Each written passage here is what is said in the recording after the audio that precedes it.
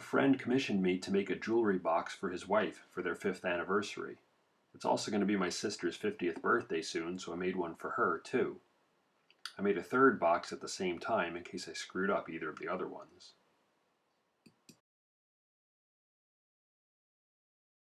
The design features a lid with marquetry details. There's a mirror inside the lid and a drop front covering up a middle drawer, and you'll see later there's a secret compartment inside. The first step is to make up a back and 2 sides. It's much easier to veneer these pieces now than after assembly. For veneer, I've got this gorgeous piece of quilted Kosopo. I applied it with a vacuum press, and after about 5 minutes, took it out and trimmed off a 1/4 inch around where this inlay strip is going to go. On the back, you need an extra 1/2 inch on the sides for the corner molding, and on all of them there's an extra gap here for the base molding. It's important to veneer the inside too. Even though you don't see it, this helps keep the piece balanced and flat. I then went ahead and filled the pores and did a little bit of sanding. The next step is to make 3 dados on the inside of the back and the 2 sides. These are where these 3 dividers are going to go. The dividers are made out of 1/4 inch plywood, which is actually much thinner than a 1/4 inch. You can do this with a router, but a 1/4 inch bit is much too wide for this plywood. They do sell a 5.2 millimeter bit. That's perfect for these dados, but I prefer doing them on the table saw where I can exactly adjust the width. At the same time, using the same setup, route the bottom 2 dados into this piece, which is going to be the inner front bottom. Then, using the second dado as a mark, rip it to the final width, leaving behind a rabbet. And this way, the bottom 2 dividing grooves will be perfectly matched. The next step is to cut a hole in the right-hand side piece. This is where the secret drawer is going to go. This hole runs from the top of this 3rd dado up to 1.5 inches and 1/2 inch in from each side. You could do this with a router perhaps, but if you have a scroll saw, that's the easiest way. This is my almost foolproof method for installing a border of inlay strips. The first piece is easy enough. I then overlap it with the second piece and, using a razor blade, I cut through both strips at the same time. This should produce an almost perfect miter joint without any gaps.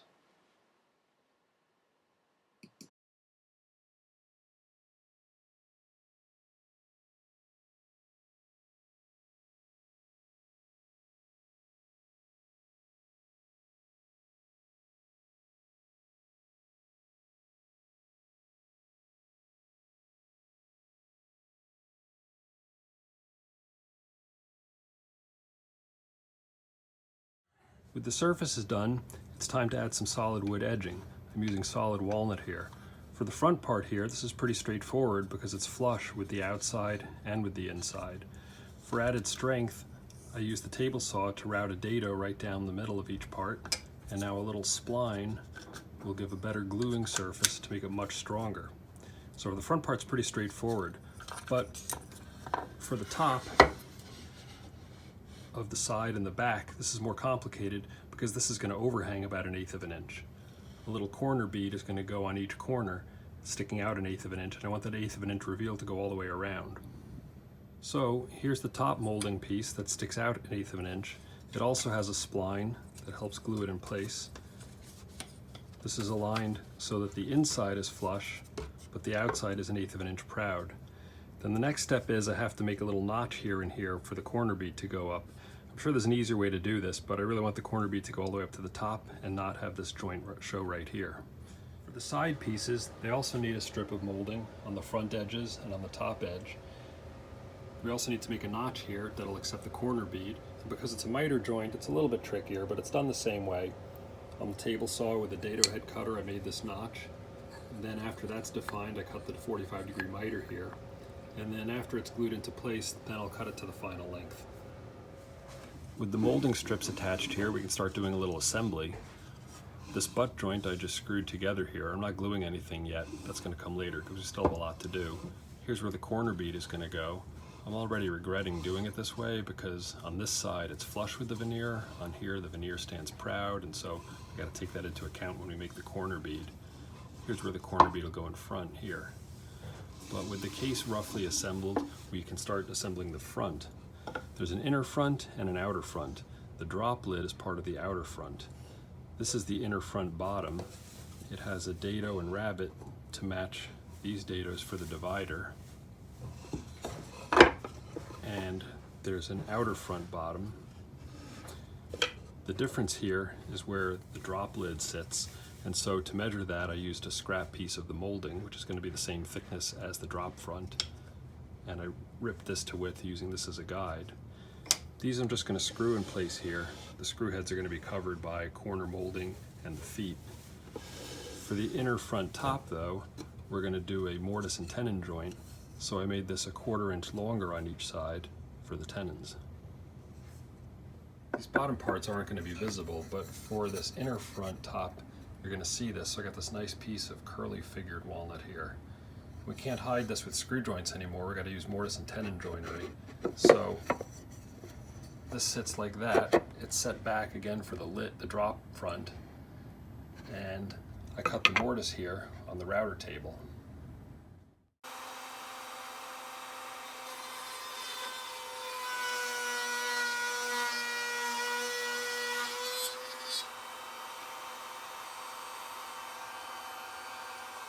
Cutting the tenons to fit the mortise rather than vice versa. That includes rounding over the top. And one last thing is we need a rabbet here on the bottom. This is going to allow the first divider to get installed right in here.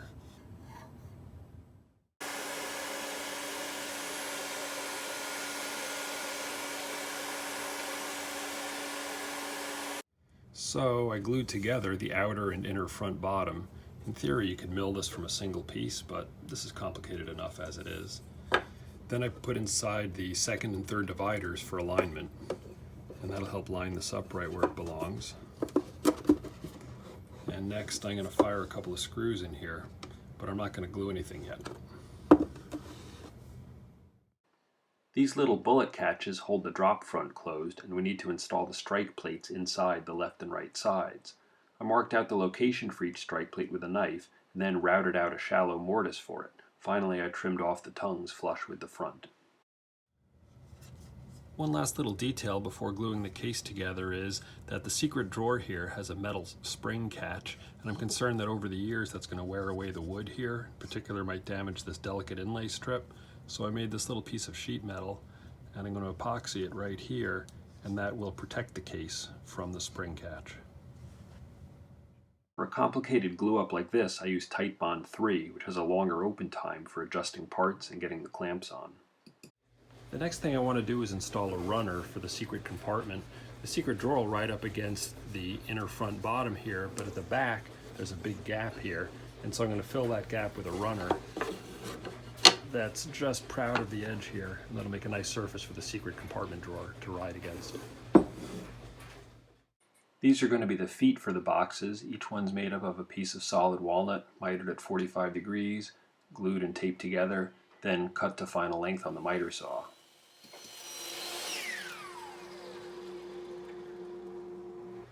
One last little problem here before gluing on the foot blocks is that there's a little lip here. This front trim is flush with the veneer, but over here where there's no veneer, there's a little lip. And so I cut a tiny little shim out of a scrap piece of veneer, and that'll make it flush for gluing on the foot block. This is where the foot block is going to go, and a corner molding goes here to cover the unsightly edge.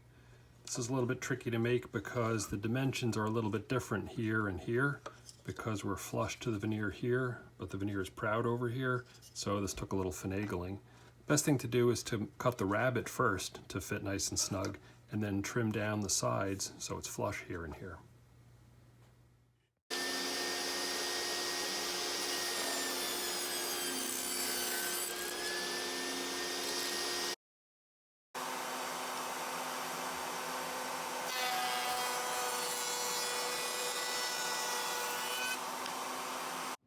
Before gluing on the corner molding, I routed some coves on the edges. This is a nice little decorative element, but also has a practical function. In the front here, this will prevent the wood from being damaged by the bullet catch as it comes in here, and this way you don't have to have the strike plate stick all the way out.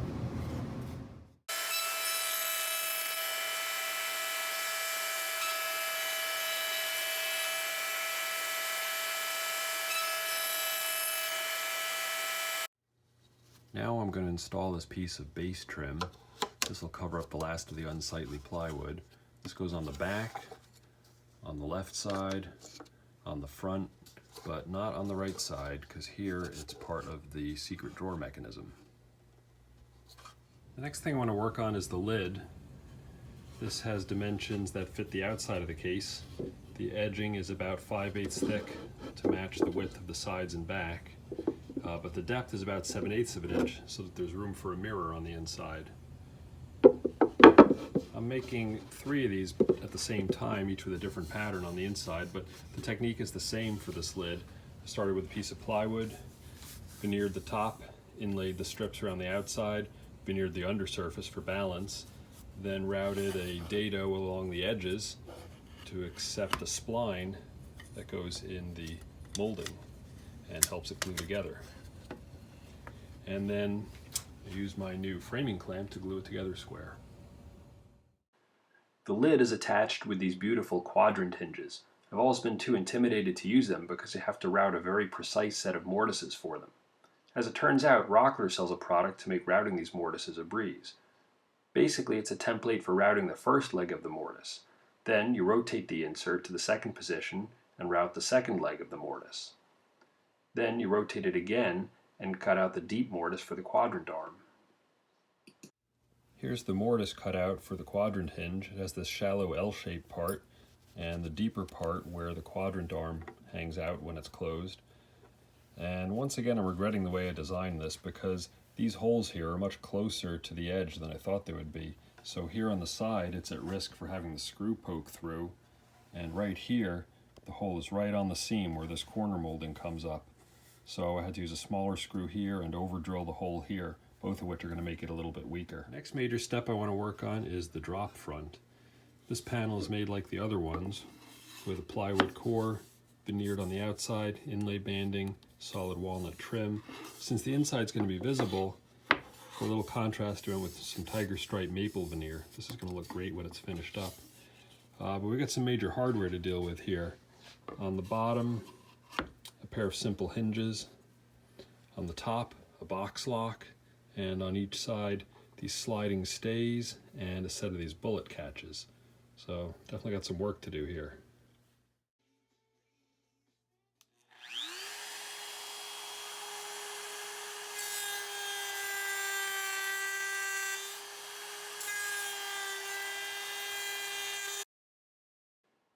The box lock requires 3 mortises, first a deep one, then a shallower one for the flange, and then one on the rim for the part of the lock called the selvage.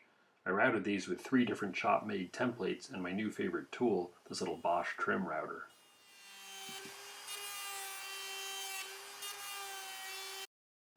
To dress up the keyholes and protect them, I made these little brass escutcheon plates. The sliding stays on each side of the drop front also need a little mortise. The bullet catches are pretty easy to install with a drill press and 2 brad point bits. The next thing I'm going to make are these runners for the middle drawer. These are recessed by the thickness of the drawer front. They have a pair of rabbets here that the drawer is going to run on. And also, there's this recess here on the side that gives space for the sliding stay mechanism that attaches to the drop front. And before gluing these in place, I have to make a special channel on the right side for the secret drawer mechanism.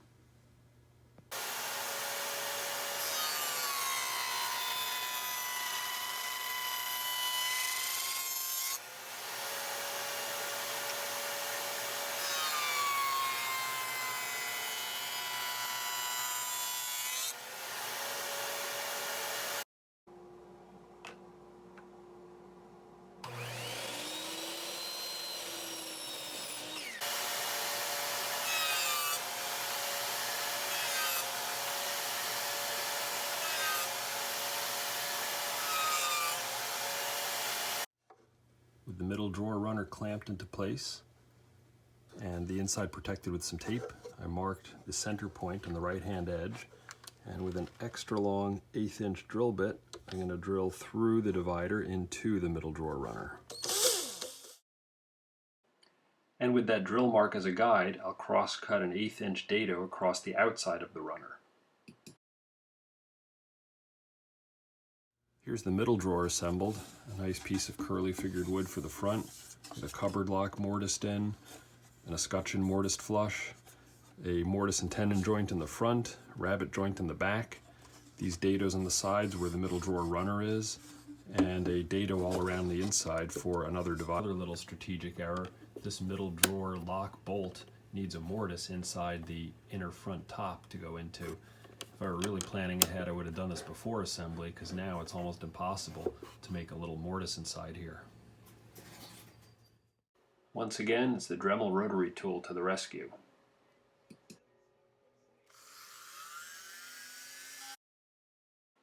A couple odds and ends to fix. That little steel cap protecting the secret drawer opening needed a notch cut into it.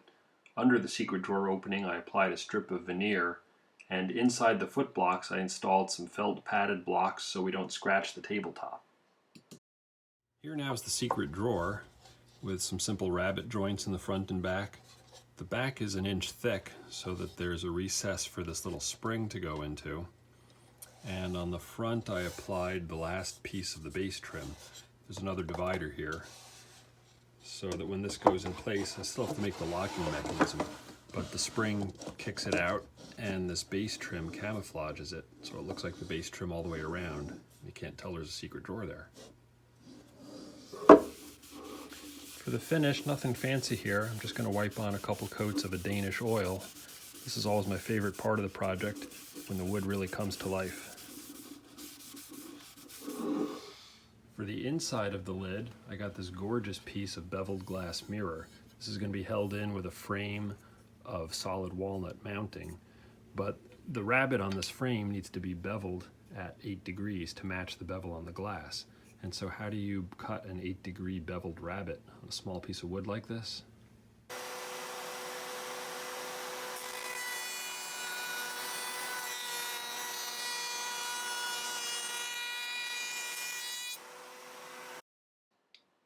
To line the main compartment and middle drawer, I glued velvet to the bottom with Elmer's glue, then made up these dividers. The velvet is glued to the edges of the dividers with hot melt glue and to the faces with Elmer's. The dividers can then be notched and fit together.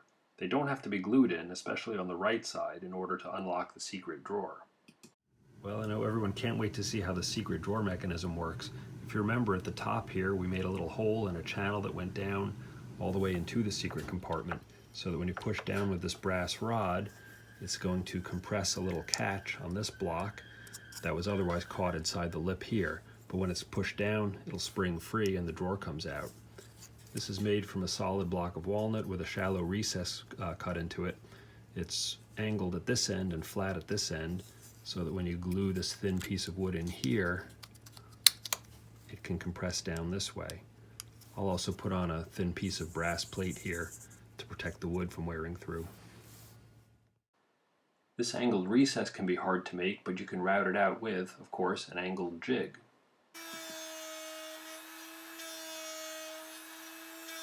And here it is in action.